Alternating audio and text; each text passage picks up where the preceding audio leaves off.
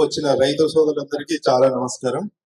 ప్రసాద్ రెడ్డి గారు అన్నట్టు ఎంతో మంది ఎంతో ఊర్లున్నా, ఎన్నో క్షేత్రాలున్న రైతులున్నా ఈ సభ ఇక్కడ జరగడం మీ అదృష్టము, మా అదృష్టం కూడా మీకు చెప్పడం. అంతకంటే ముఖ్యంగా వినిల్ రెడ్డి గారు తెలంగాణలో వారు, వీళ్ళకి కూడా చాలా ధన్యవాదాలు. మేము గత 3-4 సంవత్సరాలుగా తెలంగాణ డెవలప్మెంట్ ఫోరం వారు చేసే ప్రోగ్రామ్స్ లో పార్టిసిపేట్ చేస్తున్నాము. వారు మా క్షేత్రం కూడా డిస్ప్లే చేశారు, వంటి మామిడి. సో వాళ్ళు ఖచ్చితంగా రైతులని, వినియోగదారుల ఆరోగ్యాన్ని దృష్టిలో పెట్టుకొని మంచి కార్యక్రమం చేస్తున్నారు. చాలా థ్యాంక్ యూ అండి. అలానే వినిల్ రెడ్డి వారి అమ్మ నాన్నగారిని కూడా కలిసాను. చాలా ధన్యవాదాలు. గొప్ప కొడుకులు కదా మీరు, చాలా మంచి పని చేస్తున్నారు. సో ఇప్పుడు నా గురించి వస్తే, నేను నెక్స్ట్ స్లైడ్. నా పేరు నరేష్ రెడ్డి. నేను హైదరాబాద్ లో ఉంటాను. మా క్షేత్రం వచ్చి క్షీరసాగర్, ములుగు మండల్, సిద్దిపేట డిస్ట్రిక్ట్. మీరు ఫోటోలో చూసినట్టు నేను కూరగాయలు పండిస్తాను. కూరగాయలు కూడా అన్ని రకాలు పండిస్తాను. ఎలా అనేది చూస్తాము. సో కూరగాయలు ప్రకృతి వ్యవసాయంలో పండించడం అనేది చాలా గొప్ప ఛాలెంజ్. ప్రకృతి వ్యవసాయం అంటేనే ఛాలెంజ్, దాంట్లో కూరగాయలు జోడించడం ఇంకా పెద్ద ఛాలెంజ్ ఉంది. గత 7.5 సంవత్సరాలుగా నేను వ్యవసాయం చేస్తున్నాను. నేను ఇప్పుడు కూడా ఐటీ జాబ్ చేస్తున్నాను. ఏఎండి ప్రాసెస్ అనే కంపెనీలో సెమీకండక్టర్ ఇండస్ట్రీలో చేస్తూ నాకు దీని పట్ల కలిగిన ఇంట్రెస్ట్ తో ఈ వ్యవసాయం చేయడం జరుగుతుంది. ఇది నా సొంతం జీవితం. Next slide. ఇది మా వ్యవసాయ క్షేత్రం. చూడడానికి బాగుంది కదా. ముందు ఇలా ఉండేది కాదు.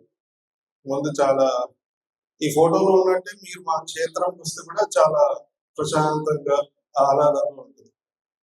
సో ఇది ఎందుకు అంటే, మేము ప్రకృతితో మమేకమై చేస్తాం ఏ పనైనా.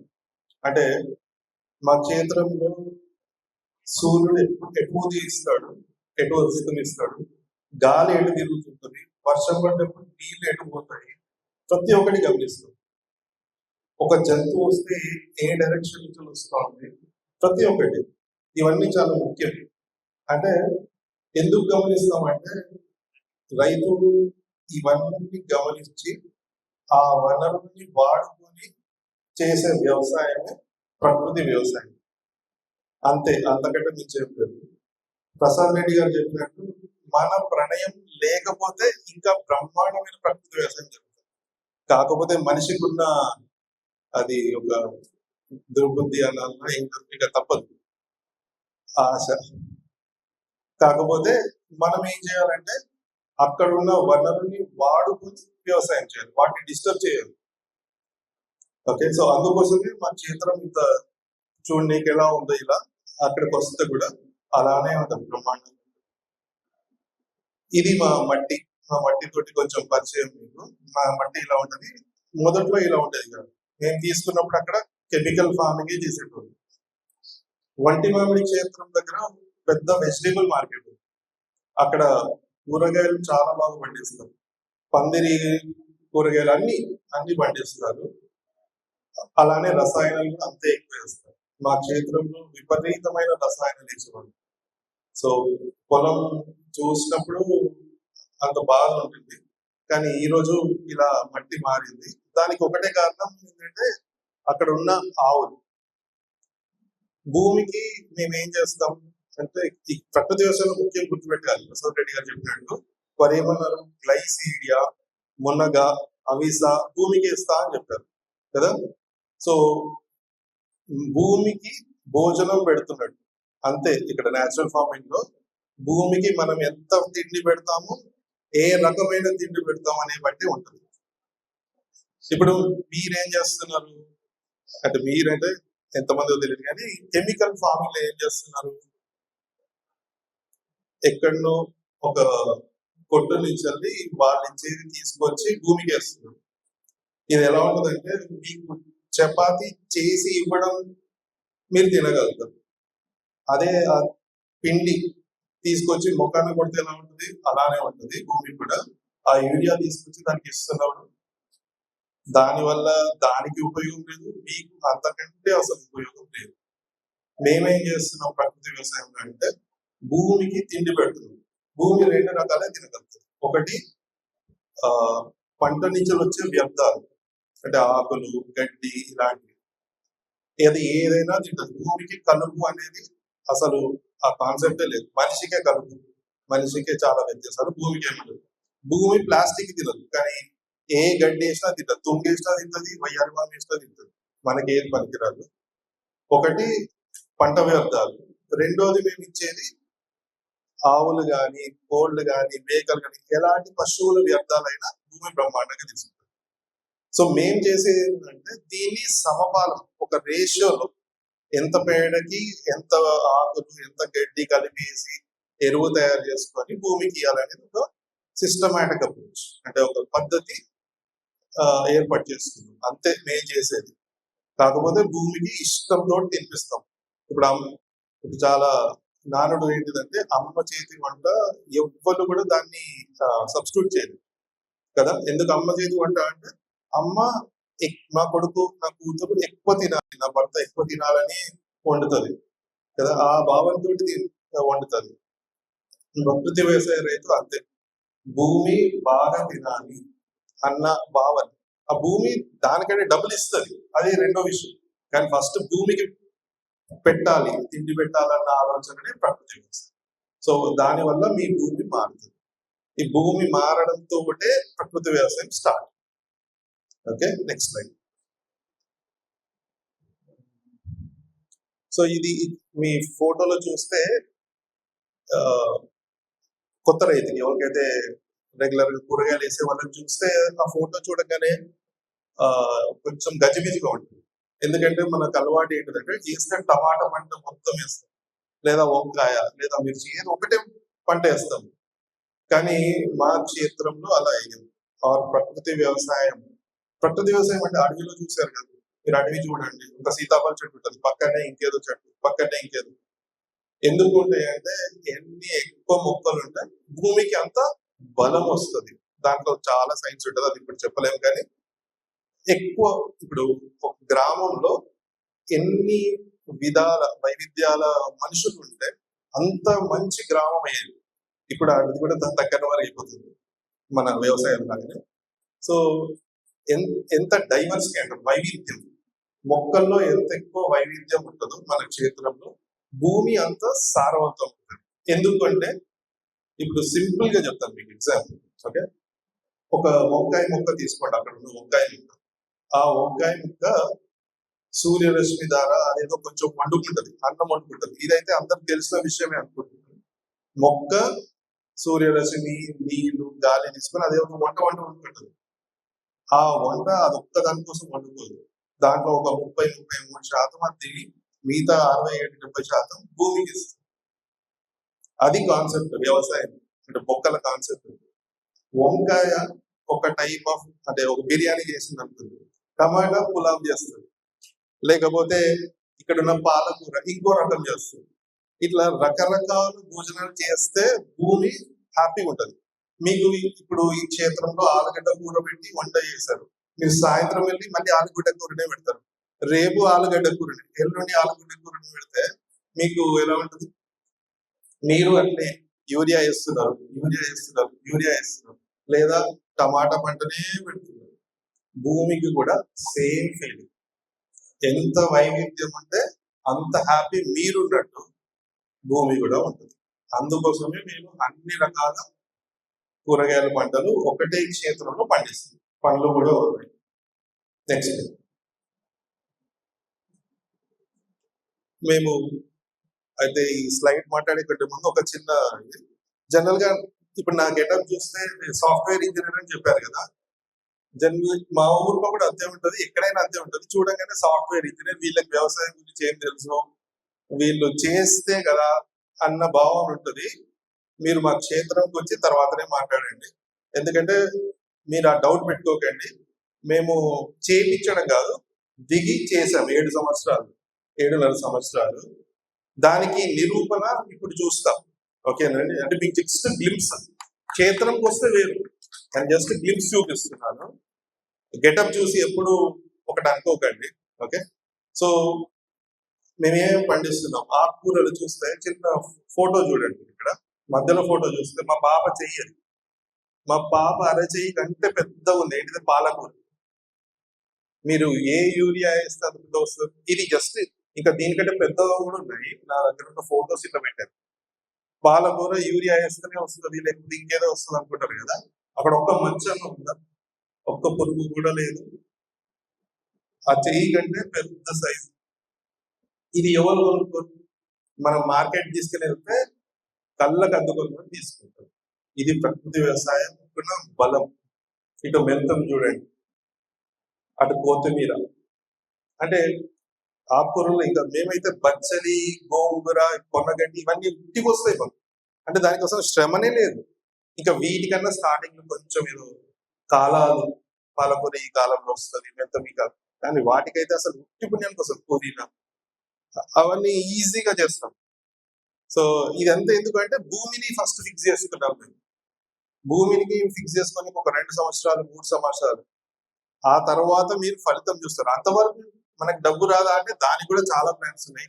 మీరు ప్రసాద్ రెడ్డి గారి క్షేత్రం రావచ్చు, నా క్షేత్రం రావచ్చు, దానికి చాలా ప్లాన్స్ ఉన్నాయి. అప్పటి వరకు మీరు వెళ్ళిపోవాల్సిన అవసరం లేదు, అది కూడా చేసుకోవచ్చు. కానీ ఒక్కసారి భూమిని బలం చేశారు, అది సంవత్సరం కూడా చేయొచ్చు. ఎందుకంటే నేను చెప్పాను కదా, ఎంత తిండి పెడతారు భూమికి అంత తొందరగా కనబడి, అంతే తేడా. సో ఇదంతా వాటి ఫలితం. నెక్స్ట్ అంటే ఎందుకంటే ముఖ్యం, రాజేశ్వర అన్న నాకు చెప్పినప్పుడు ఈ క్షేత్రంలో కూరగాయలు బాగా పండిస్తారని చెప్పారండి. సేమ్ వంటి మామిడి ఆయన. అందుకోసమే కూరగాయల గురించి స్పెసిఫిక్ గా చెప్పమన్నారు. పండ్ల గురించి నేను ఎక్కువ మాట్లాడుతలేను. సో ఈ కూరగాయల గురించి ఇక్కడ క్యారెట్ చూడండి మీరు. క్యారెట్ ఇక్కడ నేను పండిస్తారా? క్యారెట్ ఈ క్షేత్రాల్లో క్యారెట్ పండించే వాళ్ళు మా వంటి మామిడి మొత్తం ఆ 3-4 మండలాల్లో ఒక్కళ్ళు కూడా లేరు క్యారెట్. అంటే అక్కడ విపరీతమైన కూరగాయలు పండిస్తారు, ఒక్కళ్ళు కూడా క్యారెట్ పండియరు, బీట్రూట్ పండియరు, ముల్లంగి పండిస్తారు. ముల్లంగి వస్తుంది, క్యారెట్ ఎందుకు రాదు? నేను ఫస్ట్ టైం విత్తనాలు పెడుతున్నప్పుడు అందరు ఇదే, ఆ చుట్టుపక్కల వాళ్ళు వచ్చారు, మళ్ళీ మా రైతులతో మాట్లాడి క్యారెట్ ఇక్కడ ఎప్పుడు ఎవరు పెట్టలేదు, రాదు, అంతే.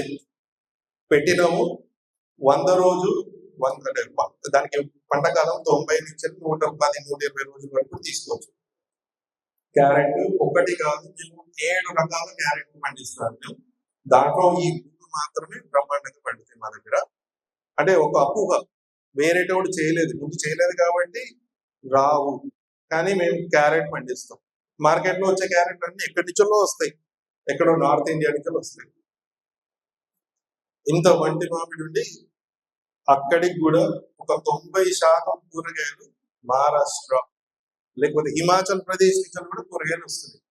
మనం పండియలేకనా? అంటే మన భూములు ఎంత మంచి భూములు మనం పండియలేకనా? కాదు, మనకి అవగాహన లేక, ఆలోచన లేక తప్ప. చూడండి క్యారెట్, ఇది జస్ట్ 3 రకాలు పెట్టాను, దాని సైజ్ చూడండి. ఇప్పుడు ఇవి అన్ని దేశీవాళ రకాలు, మళ్ళీ మనం బయట దొరికే హైబ్రిడ్ రకాలు కాదు. దీని టేస్ట్, దీని కలర్ కానీ, అంటే దీని ఆ పొట్టి రకం చూసి ఏదో అనుకోకండి, అది దాని తత్వం. మనుషుల్లో కొంతమంది పొట్టి ఉంటారు, కొంతమంది పొడుగు, కొంతమంది తెల్లు. అట్లనే దేవుడు సృష్టించినప్పుడు, విత్తనం సృష్టించినప్పుడు కూడా ఆ ప్రాంతానికి తగ్గట్టు, ఆ వాతావరణం తట్టుకునేటట్టు రకరకాల విత్తనాలు సృష్టించినాడు. అందుకోసమే ఈ వైవిధ్యం. అంతేగాని భూమిలో బలం లేకపోతే లాభం కూడా రాదు కదా, ఇక్కడ మీకు కనిపిస్తుంది.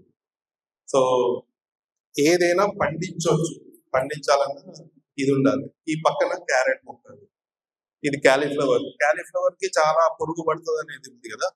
మేము ప్రకృతి వ్యవసాయంలో క్యాలీఫ్లవర్ కూడా చాలా ఈజీగా పండించాం. క్యాప్సికం ఒక్కటి పండించాం, ఎందుకంటే క్యాప్సికం తింటే కూడా మంచిది కాదు కాబట్టి క్యాప్సికం పండి. Next slide. ఇది టమాటా. మీరు ఈ టమాటా చైన్ చూడండి, ఇటు సైడ్ టమాటా చైన్, అది మొక్కలు వంగిపోతాయి, అంత పంట వస్తుంది. మనం ఇవ్వాలి భూమికి, అంతే, అదే ఇస్తుంది. దీంట్లో సుమారుగా క్యారెట్ 31 రకాలు నేను పెట్టాను. 31 రకాలు. అన్ని రకాలు ఉన్నాయని ఎంతమందికి తెలుసో తెలియదు నాకు.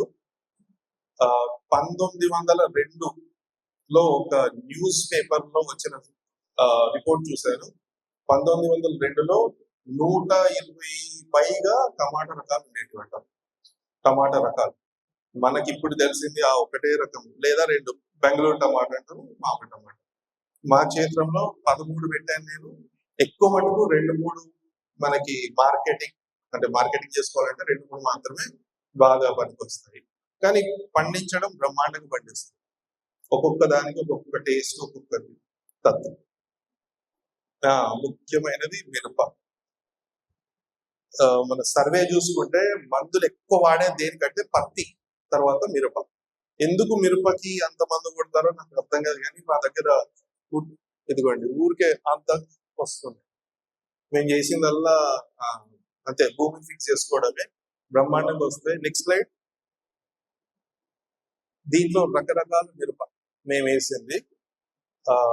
ఇంకా కొన్ని ఉండే కానీ అవన్నీ అంత ఈ ప్రాంతానికి సరిపోదు అన్నట్టు. సో మనం చూసుకోవాలి మన ప్రాంతానికి ఏ విత్తనం వస్తుంది అనే దాన్ని బట్టి. కానీ మిరప చాలా ఈజీగా పండుతుంది.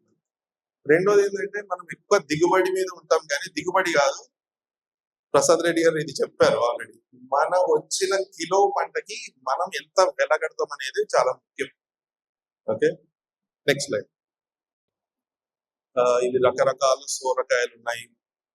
Next line. ముల్లంగిలో ఎన్నో రకాలు ఉన్నాయి. మనకి వచ్చినాయి ఆ తెల్లది ఒక్కటే చూస్తాం మనం, చాలా రకాలు ఉన్నాయి. Next line. ఇది బెండకాయలు. అటు ఉన్నది మా కొడుకు. నేను మా కొడుకుకి వారసత్వంగా ఏమిస్తారో నాకు తెలియదు, కానీ ఇది నేను అఫీషియల్ గా రికార్డ్ చేస్తున్నాను. నా కొడుకుకి నేను వారసత్వంగా ఆల్రెడీ ఇచ్చేసానన్నట్టు ఈ బెండకాయ విత్తనాలు. ఈ 7 రకాల బెండకాయ విత్తనాలు మా కొడుకుకి వారసత్వంగా నేను వీడియో ట్యాప్ చేసి మరీ పెట్టాను. ఎందుకంటే మనం ఇచ్చేది అంతే. ఈ భూములు అవన్నీ ఉన్నా అవి ఎటు పోతాయో తెలియదు, వాళ్ళు దాన్ని ఎటు ఖర్చు పెడతారో తెలియదు, వాళ్ళ ఆరోగ్యాలని ఫిక్స్ చేసుకోనికే సరిపోతుంది. సో ఈ వారసత్వమే ఇస్తే బాగుంటుందని నాకు అనిపించింది. నెక్స్ట్, ఇది రకరకాల దోసకాయలు. Next slide. కొన్ని పండ్లు కూడా, ఆ పప్పాయ సైజ్ చూడండి, అరటి కింద చూడండి, మొక్కజొన్నకి 3-4 కంకులు వస్తాయి. ఇది బలం లేకుండా రాదు. అట్లని మేము యూరియాలు, వేరే సింథటిక్ కెమికల్స్ వాడాం. ప్రకృతి వ్యవసాయాలు మాత్రమే పండించాం. అయితే బ్యాక్ ఒక స్లైడ్. అయితే నేను పండించేది జస్ట్ గ్లింప్స్ చూపించాను. ఈ పంటని ఎక్కడ ఏం చేస్తాను అంటే, నాకున్న ఒక అడ్వాంటేజ్, నేను కార్పొరేట్ లో చేసినాను కాబట్టి కొంచెం అవగాహన ఉంది బయట మార్కెట్ ఎలా ఉంది. హైదరాబాద్ కి అవసరం ఏంటిది? హైదరాబాద్ లో ఒక 90-95% కూరగాయలన్నీ బయట నుంచి వచ్చేవి. బయట అంటే మన రాష్ట్రం కాకుండా, మన దగ్గర ఇబ్రాహీంపట్నం, వంటి మామిడి, షాద్ నగర్, కొన్ని నిజామాబాద్, ఇంతే తప్ప పెద్ద ఎత్తున కూరగాయలు పండించేది ఎక్కడ లేదు. హైదరాబాద్ కి ఎక్కడి నుంచో 100,000 కిలోమీటర్ల నుంచి వస్తుంది. అంటే మన అందరం ఏం చేస్తున్నట్టు, కూరగాయల స్కోప్ చాలా పెద్దది మన దగ్గర. అదే ప్రకృతి వ్యవసాయంలో పండిస్తే ఎంత బాగుంటది అంటే, చిన్న ఎగ్జాంపుల్, నా లెక్క ప్రకారం ఎలా ఉంటుందంటే, 1 ఎకరంలో 20 కుటుంబాలకి కూరగాయలు పండించవచ్చు. 1 ఎకరంలో 20 కుటుంబాలకి కూరగాయలు పండిస్తారు. దీంతో ఆ రైతు వాళ్ళ భార్య అక్కడే కూర్చొని పనిచేస్తే నెలకి 25-30 వేలు 1 ఎకరం ప్రతి నెల సంపాదించుకోవచ్చు. ఇది దీంట్లో ఎట్లాంటి పొల్లు లేదు, పక్కా ఇది నేను చెప్పేది 100% ఇది చేస్తున్నాం. మేము గత 5.5 సంవత్సరాల నుంచి డెలివరీ చేస్తాం. డైరెక్ట్ మేము హైదరాబాద్ కే డెలివరీ చేస్తాం, ఇంటింటికి ఇస్తాం. ఆ సిస్టమ్ ఉంది. ఇప్పుడు మీరున్నారు, మీ దాంట్లో చాలా మంది చదువుకున్న వాళ్ళు ఉంటారు, మీ పిల్లలు చదువుకొని ఉంటారు. నా ఉద్దేశంలో వాళ్ళని చదువుకొని చాలా ఇంపార్టెంట్. డిగ్రీ చేయండి, చదువుకొని మళ్ళీ చుట్టుపక్కల ఏదో ఫ్యాక్టరీలోనో ఇంకే కంపెనీలో పెట్టడం కంటే వాళ్ళని కొంచెం మోటివేట్ చేసి మీరు వండియండి, ఆయనను కూడా పండించనియండి. తీసుకెళ్ళి ఒక వ్యాన్ కొనియండి, వ్యాన్ కొనిచ్చి హైదరాబాద్ డెలివరీ చేయండి, ఇంటింటికి చేయండి. ఇంటింటికి చేస్తే నెలకి వారన్నట్టు 10,000, 5,000 మీరు వెలగట్టండి. మీ కొడుకు అంతకంటే ఎక్కువ డబ్బు సంపాదిస్తాడు, మీ జీవితం బాగుపడుతుంది. ఇది చాలా పాసిబుల్. మీరు కొంచెం ప్లాన్ చేసుకోవాలి తప్ప ఇది పాసిబుల్. మీ కొడుకుల్ని ఫ్యాక్టరీలకు పంపించండి, వేస్ట్. అది అలా ఆరోగ్యం ఖరాబ్ అవుతుంది, వాడు మనశ్శాంతిగా ఉంటాడు, రకరకాల పనులు. కొంచెం వ్యవసాయంలో లింక్ చేయండి, ఆ తెలివితేటలు మార్కెటింగ్ కి ప్లాన్ చేసుకోండి, డెలివరీ ఇచ్చేటట్టు చేసుకోండి. ఇది మేము ఆల్రెడీ చేస్తున్నాము, ఇది ప్రూవెన్ మోడల్. మీకు డీటెయిల్స్ కావాలంటే మా చేతిలో కావాల్సి వస్తుంది. Next slide.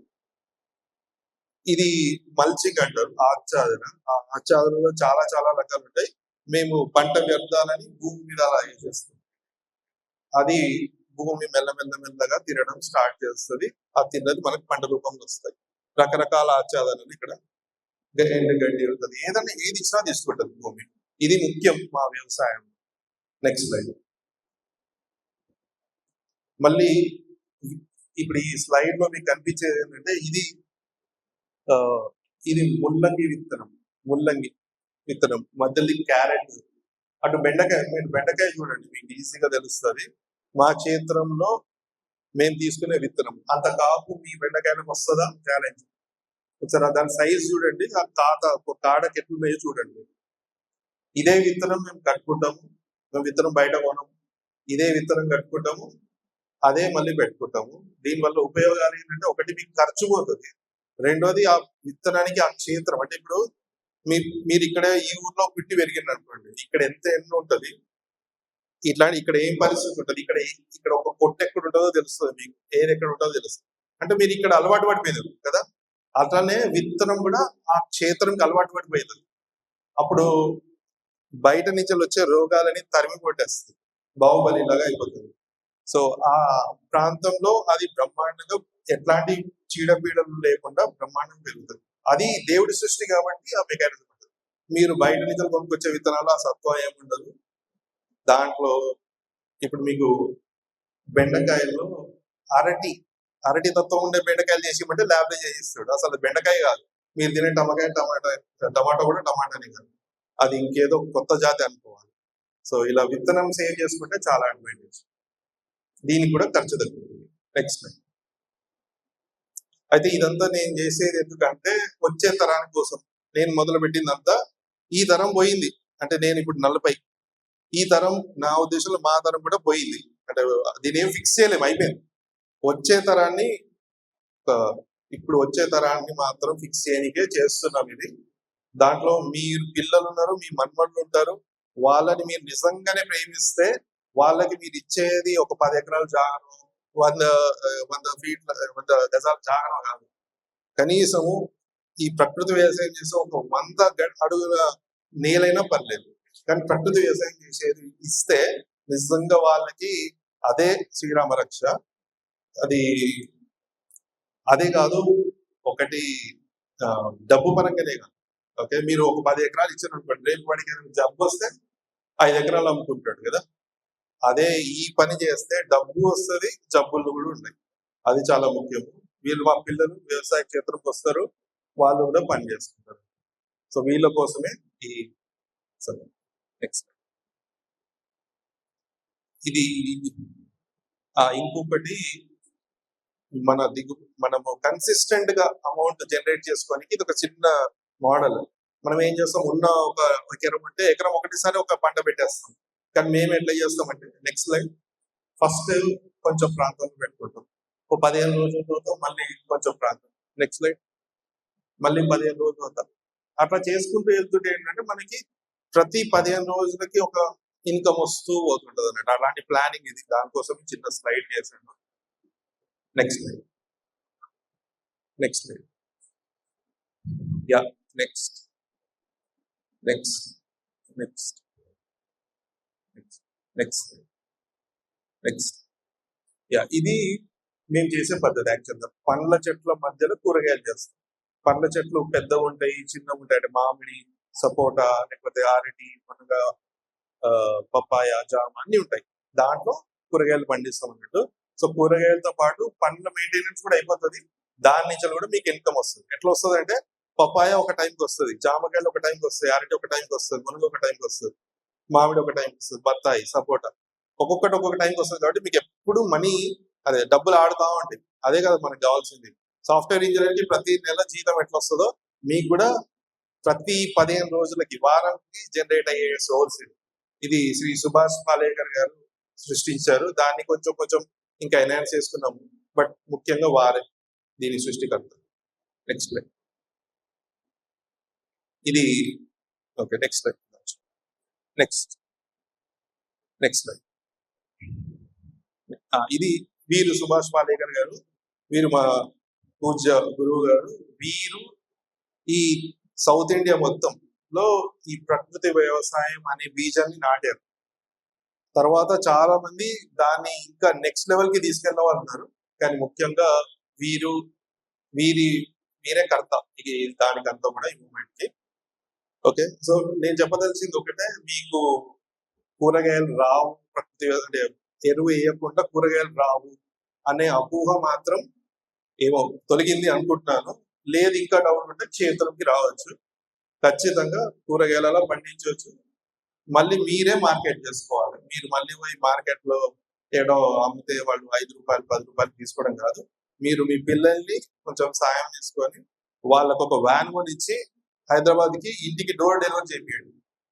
వాళ్ళే బ్రహ్మాండంగా సెటిల్ అయిపోతారు. సో డబ్బులు ఉంటాయి, జబ్బులు ఉంటాయి.